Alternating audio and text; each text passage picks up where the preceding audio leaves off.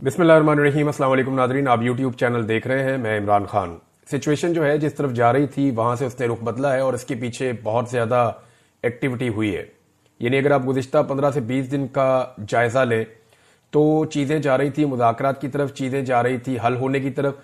इमरान खान की रिहाई के मामला तय हो रहे थे और इमरान खान साहब को कुछ ऑफर्स भी की जा रही थी। अब आपने गौर किया होगा कि इमरान खान साहब, उनकी बहनें या उनकी पार्टी के बाकी लोग, वो सारे लोग अब खुलकर कहना शुरू हो गए हैं कि इमरान खान साहब को ऑफर्स की गई और उन्हें डील ऑफर की गई। फिर इमरान खान साहब, आपको इस बात का आइडिया पहले से हो चुका होगा कि वो भांप लेते हैं वक्त आने से पहले कि अब होने क्या जा रहा है। यानी उन्हें पाकिस्तान की सियासत की जितनी समझ बूझ है, इस हवाले से उन्होंने जितने भी इससे पहले तखमीने लगाए या जितनी भी उन्होंने पेशन गोइयां की, वो सारी दुरुस्त साबित हुई। एक ऐसे वक्त में इमरान खान साहब का एक बड़ा सख्त ट्वीट आ जाना और उसमें वजीर आजम को आर्मी चीफ का अर्दली करार देना, ये इशारा दे रहा था कि मामला उतने ठीक नहीं है जितने दिखाई दे रहे हैं। पाकिस्तान के मीडिया को, पाकिस्तान के तज्जियाकारों को, पाकिस्तान की पॉलिटिकल पार्टीज को, इवन जो हुकूमत के अंदर बैठे हुए लोग हैं, उन्हें भी आइडिया नहीं था कि बैकडोर चैनल पे हुआ क्या है। अब मैं कुछ चीजें आपके सामने रख देता हूं कि जितने भी मोहरे हैं उन सबको इकट्ठा किया गया है, जितने भी मोहरे हैं उन सबको एक्टिवेट किया गया है और एक मरतबा फिर से प्रोपेगेंडा की एक नई वॉर शुरू होने जा रही है। अब आप बड़े सख्त जुमले देखेंगे, बड़े सख्त बयानात देखेंगे, बहुत सारे जो है वो टाउट्स वो एक्टिव हो जाएंगे, एस्टेब्लिशमेंट की तरफ से सख्त बयानात आएंगे। देखिए, हुआ यह है कि गुज़िश्ता 3 हफ्ते के अंदर पाकिस्तान की एस्टेब्लिशमेंट ने और हुकूमत ने इस बात का अंदाजा लगाने की कोशिश की है कि इमरान खान साहब को अगर बगैर शराइत को मनवाए छोड़ दिया गया तो ज्यादा बड़ा नुकसान होगा, या अमेरिका की कुछ मुखालफत ले ली जाए तो ज्यादा बड़ा नुकसान होगा। देखिए, अगर पाकिस्तान के नुक्ता नजर से देखें तो फिर पाकिस्तान को ज्यादा नुकसान तो इस बात का है कि पाकिस्तान के खारजी ताल्लुकात मगरबी दुनिया से खराब हो जाए।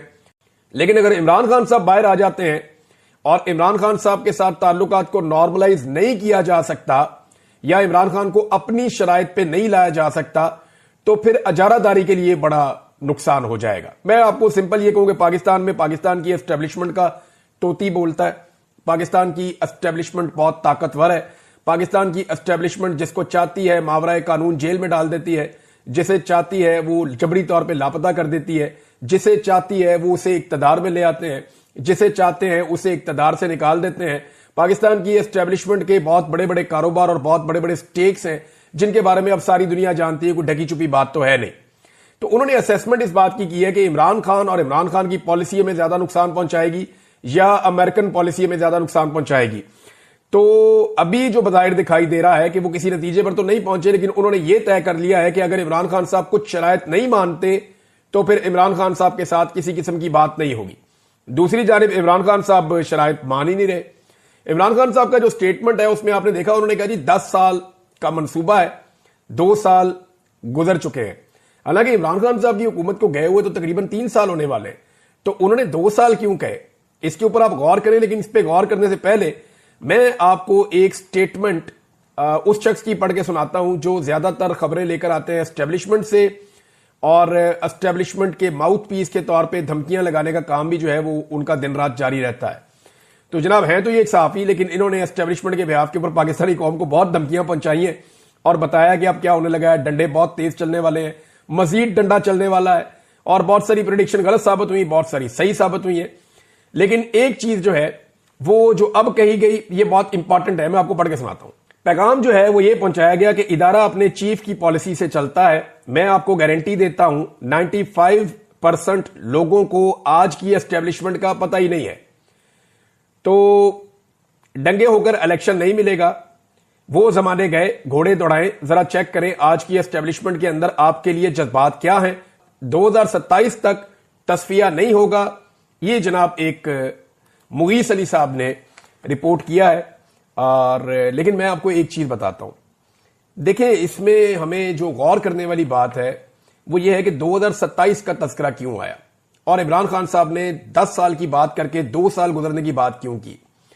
ये दोनों चीजें इसको आर्मी चीफ के साथ जोड़ रही हैं। आर्मी चीफ जो है उनका आगाज होता है 2022 में और अगर 5 साल पूरे करते हैं तो 2027, और इमरान खान साहब अगर 10 साल वो पूरे करते हैं तो फिर 2032। तो ये मामला इस तरीके से इमरान खान साहब ने और ये मोहतरम जो है इन दोनों ने बताया। लेकिन आप एक चीज पे गौर करें कि 2027 का जिक्र क्यों आ रहा है। 2027 में या तो एक एक्सटेंशन हो जाएगी मजीद 5 साल के लिए आर्मी चीफ की, या फिर एक नया आर्मी चीफ आ जाएगा। तो उस वक्त तक के लिए तो पॉलिसी यही चलेगी, यानी ये कहा जा रहा है कि जो मौजूदा आर्मी चीफ है उनकी पॉलिसी है कि इसी तरह चलाओ मामला, पाकिस्तान तरीके इंसाफ के लिए कोई रूम नहीं है। तो फौज का पॉलिटिक्स के अंदर जो किरदार है वो तो सबके सामने आपको ढका छुपा तो है नहीं। अब जितने भी मोहरे हैं उन सबको एक्टिवेट कर दिया गया और एक दम अटैक किया गया है पाकिस्तान तरीके इंसाफ के ऊपर। मरियम नवाज को एक्टिवेट किया गया। आप गुज़िश्ता 2 दिन से मरियम नवाज के लहजे के अंदर रऊनत देख रहे हैं। आपको नजर आ रहा होगा कि ये वही रऊनत है जो कुछ अरसा पहले हुआ करती थी, लेकिन उसके बाद जब जुल्म और जबर की चक्की बहुत ज्यादा तेज चली है तो उस वक्त एक खामोशी भी थी। अवाम के अंदर जब शदीद तरीन रद्द-ए-अमल आया तो उस वक्त एक खामोशी भी थी, लेकिन उसके बाद ये जो रऊनत वाली आवाज है और वो जो लहजा है वो दोबारा से अब आप महसूस कर सकते हैं। इन लोगों को ये यकीन दिला दिया गया है कि कुछ भी हो जाए पाकिस्तान पीपल्स पार्टी आपको छोड़कर नहीं जाएगी। यानी एस्टेब्लिशमेंट की तरफ से PMLN को यह यकीन दिलाया गया है कि कुछ भी हो जाए, जमीन आसमान इधर उधर हो जाए, जो मर्जी हो जाए, पाकिस्तान पीपल्स पार्टी किसी सूरत भी PMLN की हुकूमत से अपने आप को अलग नहीं करेगी। ये एस्टेब्लिशमेंट की तरफ से यकीन दिलाया गया PMLN की हुकूमत को कि ये अच्छे बच्चों की तरह इसी तनख्वाह के ऊपर नौकरी करेंगे। इनके हवाले से कोई परेशानी की बात नहीं है। अब मरियम नवाज साहबा जो है उनको भी एक्टिवेट किया गया। उन्होंने निकल के ताने देना शुरू किए, इवन जानवरों से उन्होंने तशबीह दी पाकिस्तान तहरीके इंसाफ को। और अगर अब उनके ऊपर जवाब आएगा तो फिर वो औरत कार्ड खेलेंगी। सबसे पहले पाकिस्तान में औरत कार्ड निकाल दिया जाता है। मैं हैरान होता हूं, पाकिस्तान में बहुत सारी ऐसी औरतें थीं जो खवातीन के ऊपर जुल्म और ज्यादती जरा सी होती थी तो आवाज उठाती थी। उनके नाम लेना मुनासिब नहीं है, बहुत सारी औरतें, आप सबको उनकी शक्लें भी याद हैं। लेकिन मुझे बहुत हैरत होती है कि पाकिस्तान तहरीके इंसाफ की औरतों को क्या अभी तक औरत का स्टेटस नहीं दिया गया, या इन औरतों के इंसानी हकूक नहीं माने जाते, या इन औरतों के हवाले से किसी किस्म का कोई ह्यूमन राइट्स का चैप्टर नहीं जागता। यानी जितनी भी पाकिस्तान में ह्यूमन राइट्स की तंजीमें हैं या जितनी भी ह्यूमन राइट्स से ताल्लुक रखने वाली औरतें हैं जिन्होंने बहुत पैसा बनाया ह्यूमन राइट्स का बार बार नाम लेकर, और बाहर से बड़ी इन्होंने फंडिंग शंडिंग ली हुई है, बड़े दौरे शौरे इन्होंने खड़काए हुए हैं, पाकिस्तान तहरीके इंसाफ की औरतों को जब जब मार पड़ती है तब तब ये औरतें खामोश रहती हैं या सेलिब्रेट करती हैं। ये एक बड़ी अजीब चीज है। पाकिस्तान के मीडिया के अंदर बैठी हुई खवातीन जो सहाफी हैं वो भी PMLN के साथ, अगर किसी खातून के साथ जरा सी ऊंच नीच हो जाए, मरियम नवाज के बारे में कोई एक सवाल उठा दे तो जमीन आसमान के कलाबे मिला दिए जाते हैं। हालांकि वो टिकटॉकर वजीर आला है, जाली सीट के ऊपर आकर बैठी हुई है। भाई जो सीट ही जाली है, जो हुकूमत ही जाली है, उसकी कारकर्दगी भी फिर जाली है। कारकर्दगी की तो आप तब डिस्कस करें ना, जमहूरियत में तो अवाम फैसला करते हैं किसका इक्तदार होगा। अब ये अवामी फैसले के बरखिलाफ आकर इक्तदार पे काबिज हो गए और इनको लाकर स्टैब्लिशमेंट ने बिठा दिया है। अब इनकी कारकर्दगी के ऊपर अगर आप जायजे लेंगे, अव्वल तो कारकर्दगी है कोई नहीं। वो जो कारकर्दगी है वो पोल में अभी खोल देता हूं, आपको बता देता हूं। लेकिन एक चीज आप क्लियर कर दें कि निजाम इमरान खान साहब के साथ जो मुज़ाकरात कर रहा था वो मुज़ाकरात पूरी तरह से खटाई में पड़ गए हैं। इमरान खान साहब और उनकी पार्टी को दोबारा स्ट्रगल में जाना पड़ेगा। PR की जो एक प्रेस कॉन्फ्रेंस थी उसने तो आग लगा दी है पूरे पाकिस्तान में। अब आलमी सतह पे इसको कैसे रिपोर्ट किया जा रहा है, नॉर्मली हर तरफ ये तासुर जा रहा है और इसकी ऐसे रिपोर्टिंग हो रही है कि जैसे इमरान खान वर्सेस आर्मी, या आर्मी ने इमरान खान को धमकियां लगाई हैं। यानी what is happening in Pakistan, जो कुछ भी यहां पाकिस्तान के अंदर हो रहा है उसको लेकर दुनिया ये सोच रही है कि पाकिस्तान के एक साबिक वजीर आजम इमरान खान को पाकिस्तान की मिलिट्री एस्टेब्लिशमेंट निशाना बना रही है और उनको धमकियां लगा रही है। और ये इस प्रेस कॉन्फ्रेंस से जिस किस्म का उनका लहजा था, जिस तरह से तज़हीक आमेज अंदाज में उन्होंने इमरान खान को बार बार मुखातिब किया, जिस तरह उनके मुंह से झाग गुस्से में निकल रही थी, ये सारी चीजें देखकर अंदाजा हो रहा है कि DG ISPR जो अपनी मिलिट्री क़यादत है, आसिम मुनीर या बाकी लोग, उनके बिहाफ के ऊपर इमरान खान साहब के ऊपर चढ़ाई किए हुए थे। वहां पे मौजूद सहाफियों के मैंने चेहरे देखे, बहुत सारों के उतरे हुए थे। कुछ सवालात वहां पे होने चाहिए थे, वो सवालात वहां पे नहीं हुए बदकिस्मती से। एक तो ये किसी ना किसी सहाफी को पूछना चाहिए था कि इमरान खान अगर कौमी सलामती के लिए खतरा है तो क्या जिन करोड़ों लोगों ने उसको वोट डाला, बड़े पैमाने पर फॉर्म 45 के मुताबिक वो पूरे पाकिस्तान से जीता, क्या वो सारे करोड़ों पाकिस्तानी भी कौमी सलामती के लिए खतरा है? और यह सवाल होना चाहिए था कि जो इस्तिस्ना आर्मी चीफ ने लिया, उन्हें किस बात का डर है, यानी किस बात का खौफ है कि army chief field marshal Asim Munir, जिनके बारे में कहा जाता है कि वो बहुत बहादुर हैं, उन्होंने ये इस्तिस्ना किस खौफ की वजह से लिया? कौन सा ऐसा डर है जिसकी वजह से उन्होंने ताहयात इस्तिस्ना लिया कि सारी जिंदगी मेरे ऊपर कोई केस ना बने, मुझे एक दिन भी किसी मुकदमे का या जेल का सामना ना करना पड़े? ये इस्तिस्ना उन्होंने किस लिए लिया?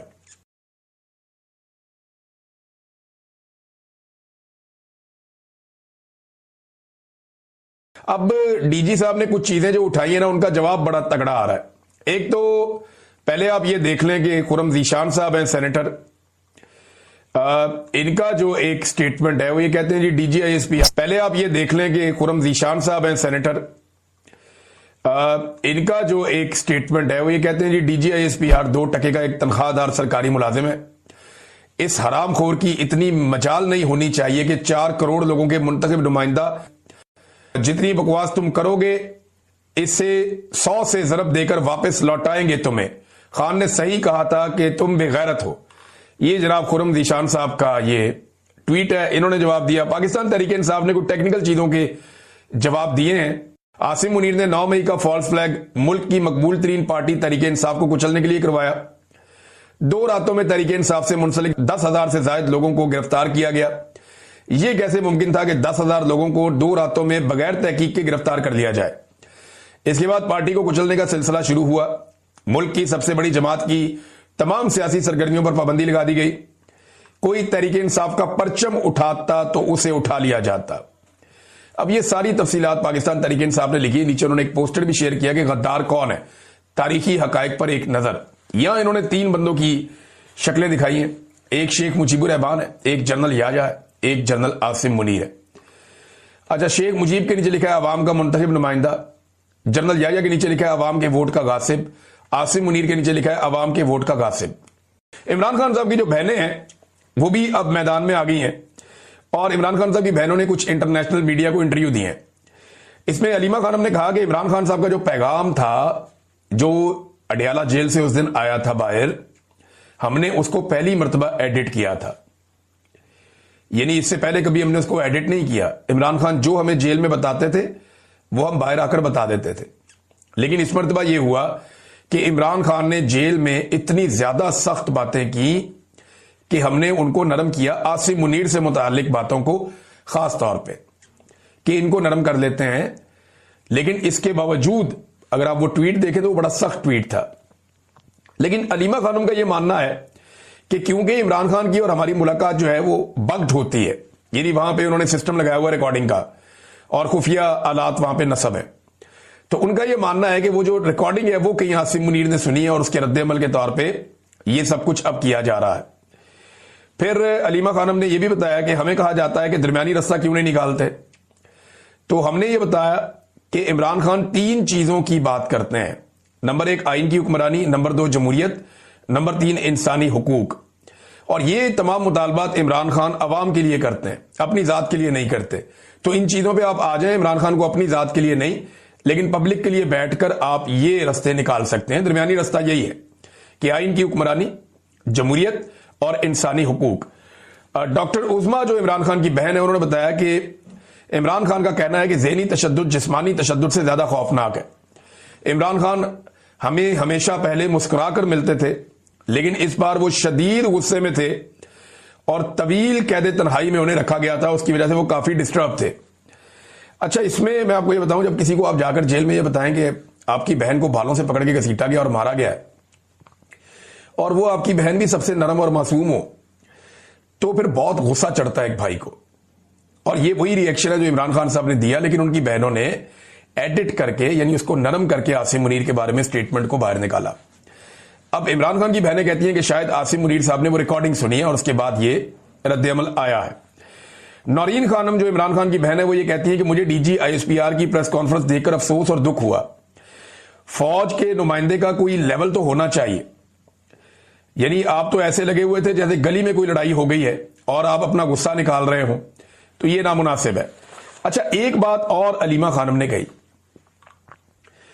और ये उन्होंने जब ये बात कही तो इस बात को यानी इंटरनेशनल मीडिया को बात करते हुए अलीमा खानम ने कहा, उन्होंने कहा जी कि इमरान खान हमसे कई मरतबा वाज़ेह तौर पर कह चुके हैं कि मेरे पास खोने के लिए कुछ नहीं, मेरा मकसद मेरी जात से बहुत बड़ा है।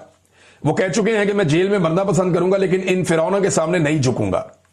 वो जेल से हमारे जरिए पाकिस्तानियों के लिए भी पैगाम भेजते हैं कि अगर आप इस माफिया के गुलाम बने रहे तो ये आपकी आने वाली नस्लों को भी गुलाम बना लेंगे, इसलिए आपको अपने हुकूक के लिए लड़ना होगा।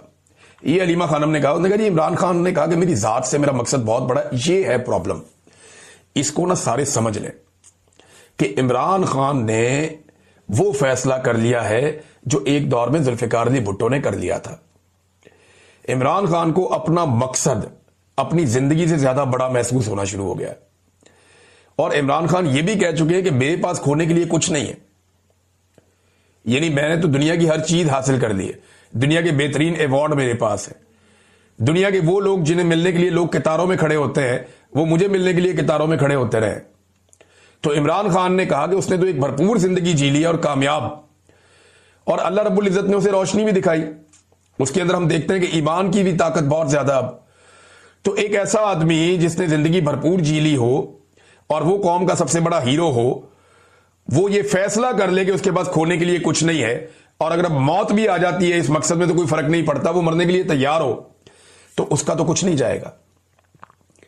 लेकिन आसिम मुनीर साहब को और बाकी सियासी लीडरों को यह सोचना चाहिए कि उनके पास खोने के लिए क्या कुछ है। आसिम मुनीर साहब ने एक मिसाल दी थी ना इंडिया पाकिस्तान की लड़ाई में सिर्फ धमकाने के लिए कि shining Mercedes versus dumping truck. इस पे मुझे बहुत बुरा भी लगा था। डंपर है जनाब पाकिस्तान एक, और इंडिया एक शाइनिंग चमकती हुई मर्सिडीज गाड़ी है। ये आपका और इमरान खान का फर्क है।